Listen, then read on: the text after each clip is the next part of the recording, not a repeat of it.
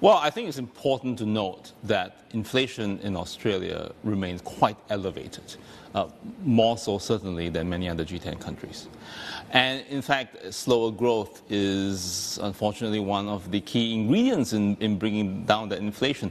So in that sense, the latest growth figures are a bit on the softer side, but in fact entirely within the RBA's forecast. So we don't think that by itself is going to prompt the RBA to cut rates this year. So in fact, we think the market pricing of RBA rate cuts this year is just totally misplaced. Oh, really? Yes. And the fact of the matter is that the RBA did not hike rates as much as either the Fed or even the ECB. And therefore, the easing path of the RBA is going to be a lot more gradual. And as mentioned, inflation remains quite elevated in Australia, well above the RBA's target. It's coming off, but it's still very elevated. So we think the RBA will definitely wait past this year before it cuts rates next year. But wouldn't that widen the spread when it comes to the AUD Kiwi dollar pair? Yes, it will widen the spread as the market prices out its expectation of RBA rate cuts this year. Widen the spread. I think that will support Aussie Kiwi. But unfortunately, the problem is the market is very stubborn in this view that the RBA is about to embark on a rate cut before year end.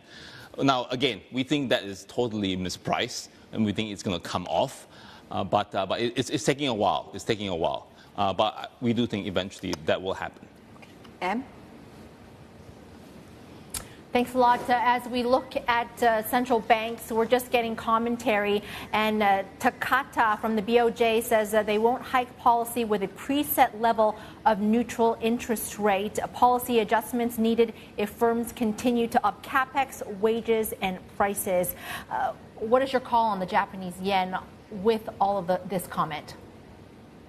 I think the bigger picture is that the BOJ is on its policy normalization path. A very gradual path, but still, it's quite striking in the sense that the BOJ is one of the very few central banks in the world that is expected to hike rates going forward rather than cut rates. So that policy divergence will help the yen.